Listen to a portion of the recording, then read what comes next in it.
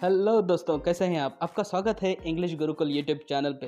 दोस्तों, आज हम जानने वाले हैं difference between simile and metaphor. दोस्तों, सिमिली को हम हिंदी में उपमा कहते हैं।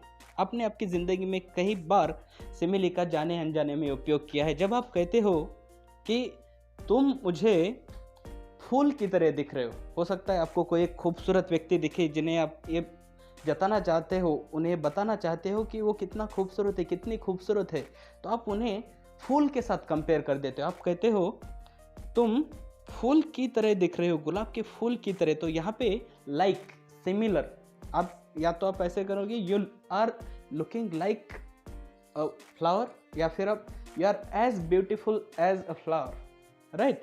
तो इसे हम कहते हैं हिंदी में उपमा देना, या फिर इंग्लिश में हम कहते हैं सिमिली का यूज़ करना।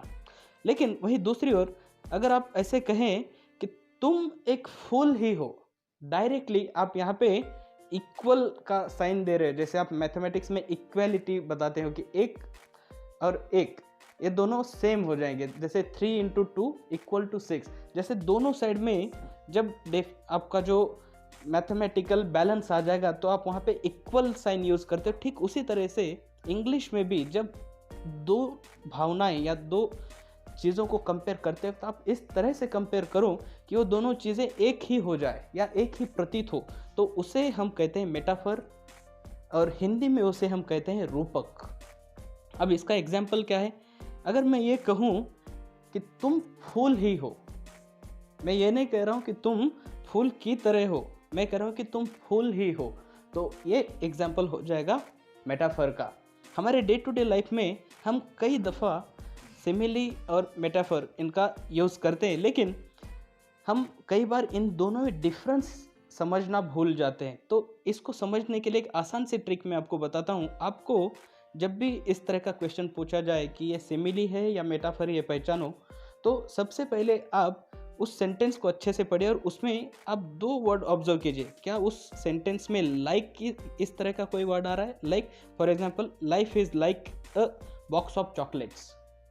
अगर मैं ये कहूँ कि life is like a box of chocolates, तो यहाँ पे मुझे लाइक के वर्ड मिल गया। तो यहीं से मैंने पहचान लिया कि ये एग्जाम्पल है सिमिली का। सिमिलरली एज, जैसे मैंने आपको कहा था you are as beautiful as a flower, तो ये भी एक एग्जाम्पल हो गया सिमिली का। वही दूसरी ओर अगर आपको इस तरह का कोई क्लियर डिफरेंस अगर समझ में ना आए, फॉर एग्जाम्पल अगर मैं कहूँ my life is an open book. कई दफ़ा हम ऐसे कहते हैं कि मेरी ज़िंदगी एक खुली किताब है। हम ये नहीं कहते कि मेरी ज़िंदगी खुली किताब की तरह है, राइट।